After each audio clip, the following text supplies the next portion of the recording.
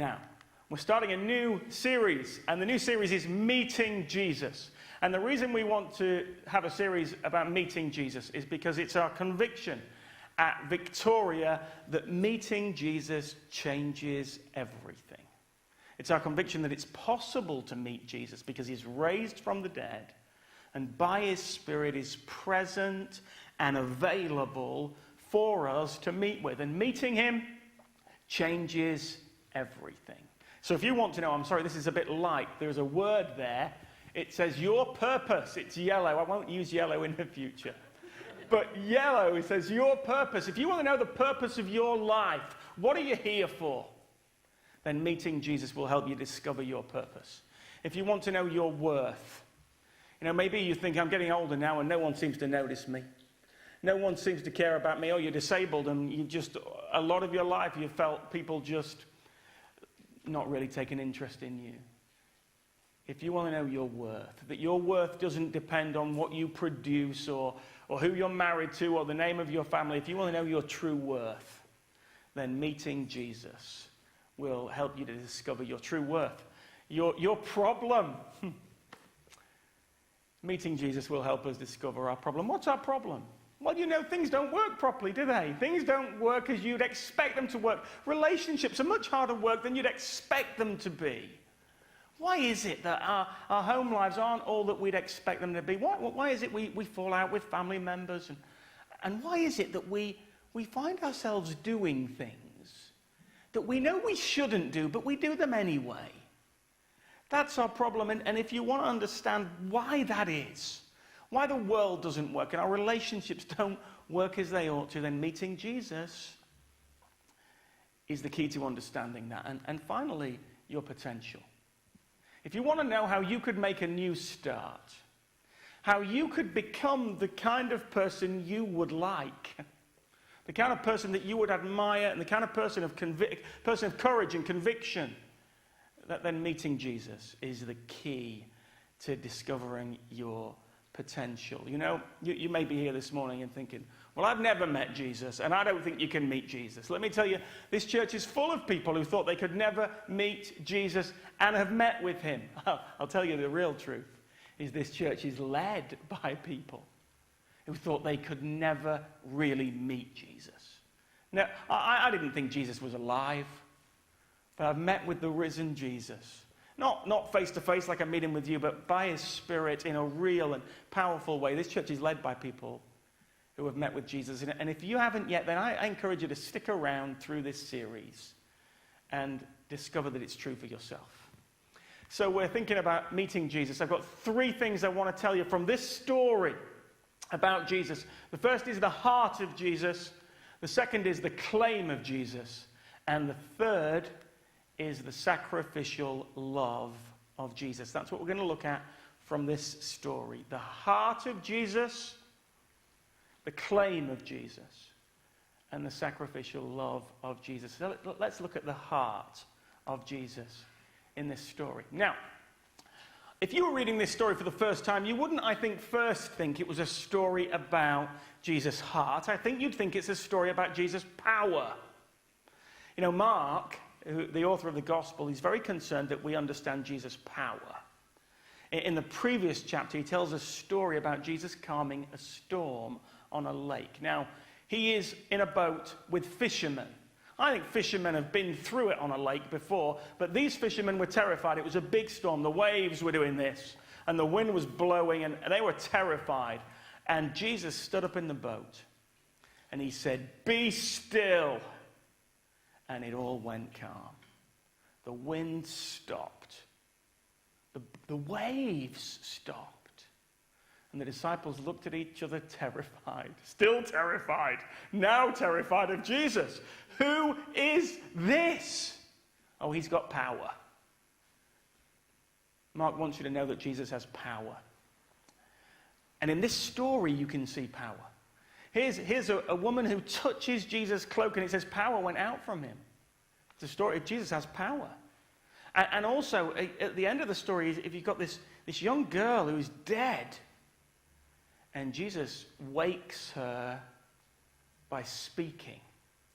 He raises her from the dead just by saying that she should live again. I mean, that's power. It's as easy for Jesus to heal the sick as it is for you and I to get dressed in the morning. It's as easy, sorry, I'm not doing my clicking. It's as easy for Jesus to raise the dead as it is to wake up a child. Easier than raising teenagers. Try and get your teenagers out of bed in the morning, it'll take your ages. Jesus just says, wake up, little girl, talitha kum. And she's awake, alive. So these stories are about power, but Mark wants you to see something else. He wants you to see that these stories are connected, and in the connection, there is something about Jesus' heart that is really important for us to know. And so, how are these stories connected? Mark emphasizes the connections for us, and I'll show you them. Well, firstly, clearly they're connected by time and space. They happened at the same time, in the same place. That's important. But then also there's another connection Mark shows you, and it's 12 years. So twice in the story we get 12 years. How long had the woman been sick? Verse 25. A woman was there who had been subject to bleeding for 12 years. How old is Jairus' daughter? You don't find out until the very end of the story. Oops. Oh, I'm terrible. There we go. We're back again. Immediately, verse 42, the girl stood up and began to walk around. She was 12 years old. See, Mark's saying, you see those two things? Do you connect those two things? Well, you may be thinking, that's just a coincidence. Well, there's another connection too. It's this one. Jesus says to the woman, this lady, verse 34, he says, daughter, your faith has healed you. Daughter. Now, that's an important connection because Jesus never, anywhere else, ever calls anyone daughter. And this woman is probably, well, at least the same age as Jesus. She's maybe older than Jesus, but he calls her daughter. Why does Jesus call this woman, throughout his whole ministry, we don't know that he ever called anybody else daughter. But this woman, daughter, well, of course, it's a connection, isn't it? Because Jairus says, my little daughter is sick. Will you come? Why does Jesus call this woman daughter when Jairus has daughter on his daughter on his mind? Well, it's for this reason. This woman's problem was more than her gynecology. This woman's problem was that she was bleeding. And that meant that she was socially excluded in that society. It meant that she was perpetually, ritually unclean. Now that's a strange sounding thing for us, but what it meant was that really that she was spiritually contaminated. And that her bleeding made it impossible for her to enter spiritual buildings. It meant if she went to the synagogue, they wouldn't let her in. If she went to the temple, they wouldn't let her in.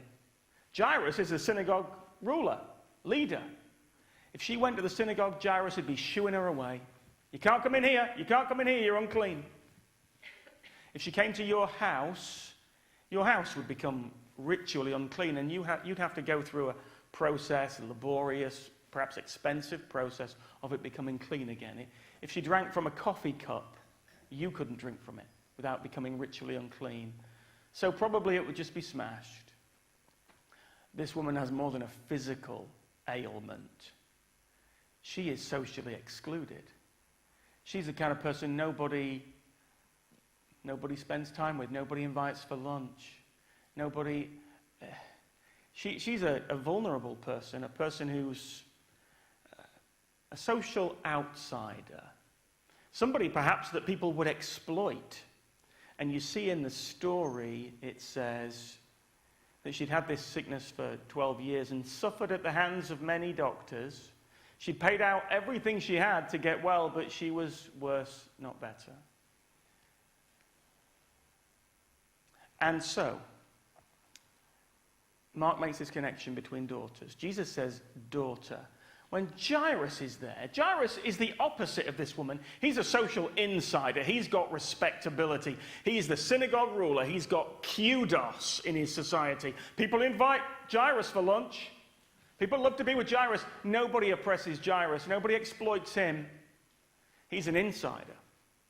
And Jairus has got Jesus going to his house to heal his daughter. Jairus is a man in a hurry. He's a man with one thing on his mind: his daughter. And in the middle of that journey, Jesus stops. He said, "Stop!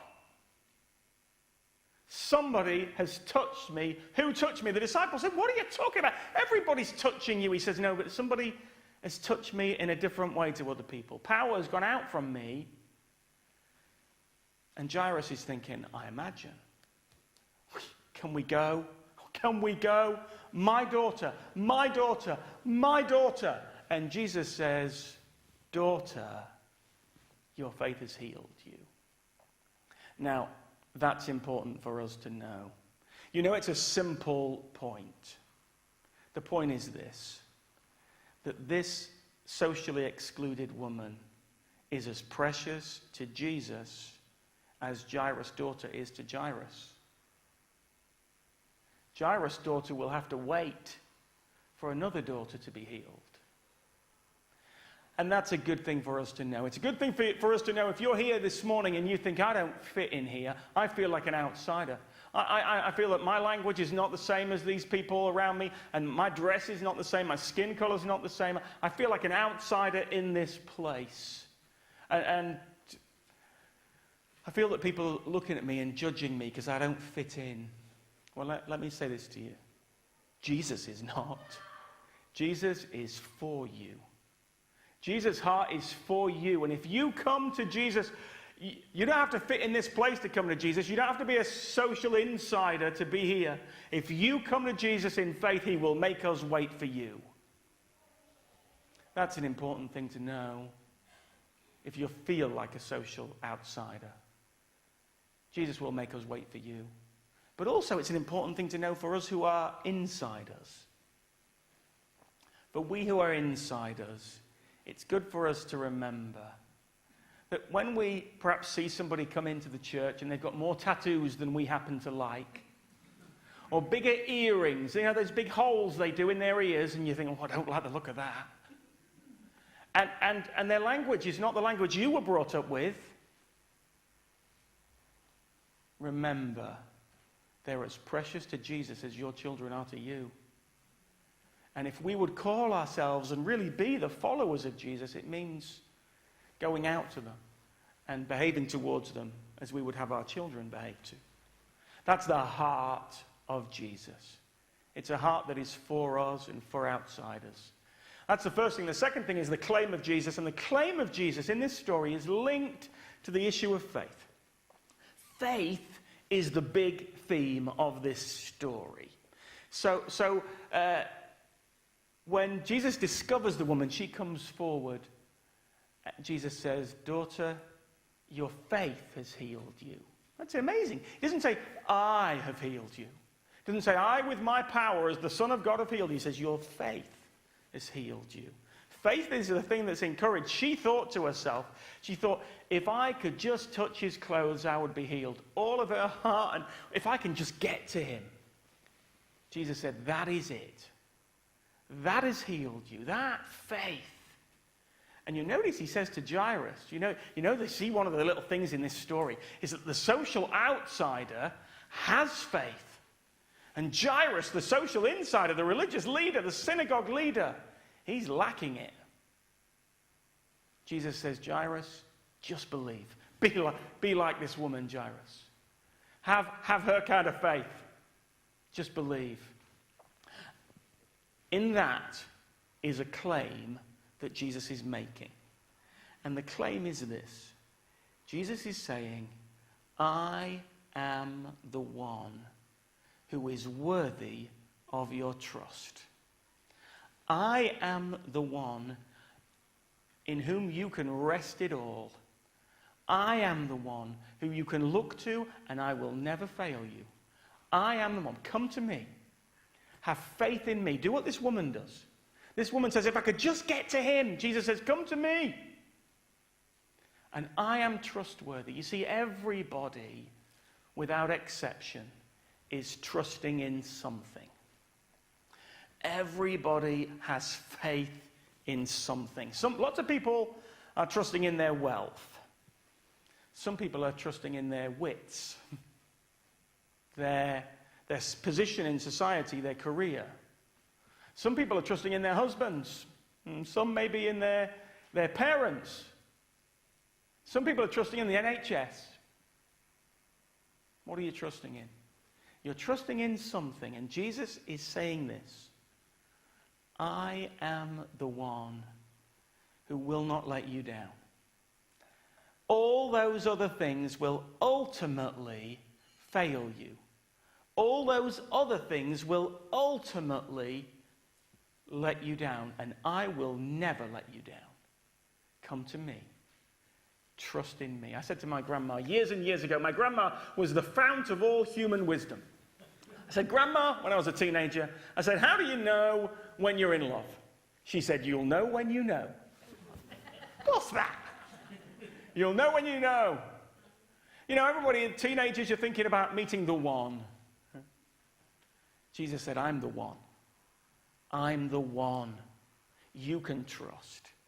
I'm the one who will not fail you, who will not leave you, and ultimately will not disappoint you. Put your trust in me. My father has died this last week, and I'm the only Christian in my family. And I've been struck by, you know, if you don't know Jesus as your rock, then having a good dad is about as close as you get to having a rock. And for many years, my dad was my rock. But then I came to trust in Jesus Christ. And Jesus has been my rock for a long time now. And I am sad that my dad has died. I am sad. But I'm not lost. And if I didn't know Jesus Christ, I'd be lost today. My dad is gone, but I am still standing on a rock. And that is Jesus Christ, who lives forever. Jesus has come to me. What are you trusting in this morning? Who are you trusting in? Don't put your trust in the NHS or another person. I mean, you can do that at one level, but not your ultimate trust. All relationships are based on trust, but no one is worthy or able to bear your ultimate trust. And Jesus is. That's his claim. And it's a huge claim. How did he back up that claim? That's the third thing in this story. The sacrificial love of Jesus. There's a little thing, a moment in this story's key moment. It's in verse 29 and 30. It says this, immediately her bleeding stopped, and she felt in her body that she had been freed from her suffering. At once, Jesus realized that power had gone out from him. You see what's happening there? There's a transaction. Her gain is his loss. He loses something, and she gains something. And that is a picture of the whole of Jesus' ministry. Why did Jesus come into the world at all? He came to lose something that we might gain something. So in Mark's Gospel, Jesus talks a lot about what he's about to lose. There are 3 verses in Mark's Gospel, chapter 8, chapter 9, and chapter 10, when Jesus speaks clearly about what he's going to lose. So in chapter 8, 31, it says, he then began to teach them that the Son of Man must suffer many things. He must be rejected by the chief priests and elders, and he would be killed, and he would rise. Jesus was going to lose something. He was going to lose his life. Chapter 9 says the same. Jesus said, the Son of Man is going to be delivered into the hands of men. They will kill him, and after 3 days he will rise. Jesus is going to lose something. 10:33, we are going up to Jerusalem, and the Son of Man will be delivered over to the chief priests and the teachers of the law. They will condemn him and hand him over to the Gentiles, who will mock him and spit on him, flog him, and kill him. 3 days later, he will rise. Jesus is going to Jerusalem to lose something. Then why go? Why go? In order that you and I may gain something. At the end of chapter 10, Jesus said, I did not come to be served, but to serve and give my life a ransom for many. You know what a ransom is? A ransom is a payment made to release somebody who's a captive. So in a ransom, somebody loses something, usually money. They lose money that somebody might gain something, their freedom. And Jesus said, I came to give my life a ransom for many, that we who believe, that we who come to him as this woman came, might gain our freedom, might be forgiven our sins. Jesus' death, the Bible says, is the payment of a ransom that frees us from the punishment due for our sins. Now that last bit, that's a hard idea, isn't it? That's not something people these days are very familiar with or happy about. The idea that we are due punishment for our sins. Most people think, I'm a good person. Jesus said, our biggest problem is one we do not feel. Our biggest problem is one that we are not aware of. Most people today are more concerned about how England will get on against Colombia on Tuesday night than they are about their sins. Most people, everybody, is more concerned about their mortgage, getting their kids in the right school, if their pension's going to be good, if the NHS will be there for them. They're more concerned about all those things than they are about their sins. And Jesus said, sins is the biggest problem that every human being faces. That each one of us is going to one day stand before God and give an account of our lives. What is sin? Sin is the refusal to let God be God over us and in the world he has made. That we have all, God has said, this is what I want you to do, and we've all said, thank you very much, I'm doing my own thing. You know, I think the human anthem, is it? Well, the thing that people just repeat and repeat is, no one tells me what to do. No one tells me what to do. Husbands say to wives, don't tell me what to do. It's got a long list of jobs. Don't tell me what to do. Jesus says, that's what we've said to God. Don't tell me what to do. And the world is the way the world is. Why have we had so many extinctions? Because we've said, don't tell me what to do to God. Why is there so much violence and suffering and pain and disease and sickness and all the things that ruin the world? Jesus said the ultimate origin of those things is sin. And we are going to stand before God one day, every one of us, and give an account for our lives. Not just for the bad things we have done, but for the good things we've failed to do. And we will be judged in absolute justice.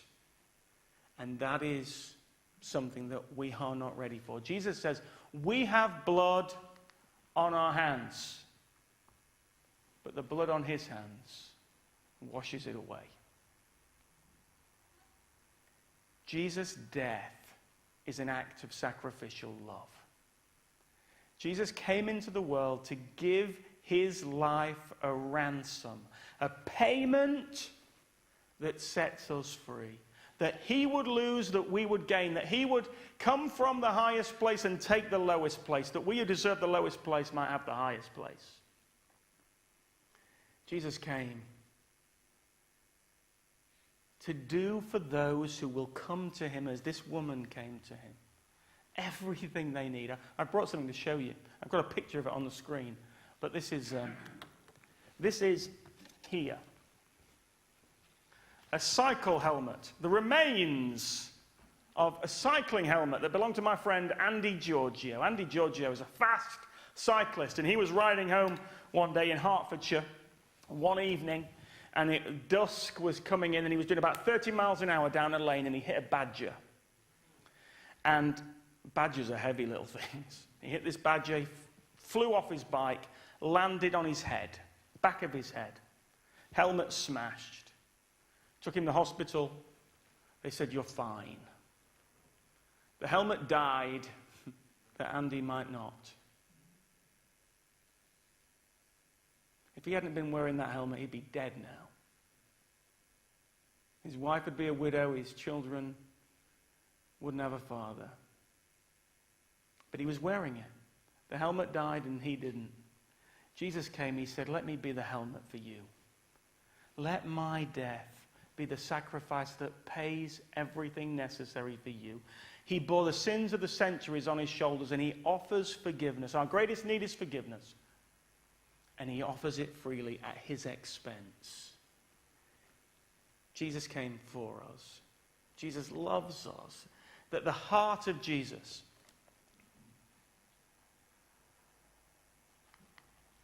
is for us. The claim of Jesus is that he will never leave you, will never fail you, will never let you down. And the sacrificial love of Jesus has paid everything necessary for us to be free. I want to invite you to meet Jesus. He is here. He is raised from the dead, and he is here by his Spirit, and he is ready to meet with every one of us. What he looks for in us is faith. He looks for us to be like that woman. To say, if I can just get to him, if I can just touch him. It's not about me and what I've done. It's not about the fact that I've been coming to this church for 30 years, or I've been a good person, or that I've given lots to charity. It's not about that. She wasn't thinking that. Her eyes were on him. Jesus says, "Come to me with your eyes upon me." Take your eyes off yourself and fix your eyes upon me, and I will be everything you need. His heart is for you. His claim is to be the one, to be trustworthy. He'll never fail you. And his sacrificial love has paid everything we need. We're going to sing a song. We're going to sing, "The Lord is my shepherd." The chorus says, "And I will trust in you alone." I just invite you as we sing this to say, "I will." Lord Jesus, I want to meet with you. I want to encounter you. I want to know you in a real way. I want to know your life in me. And I will trust in you alone. Let's stand and sing.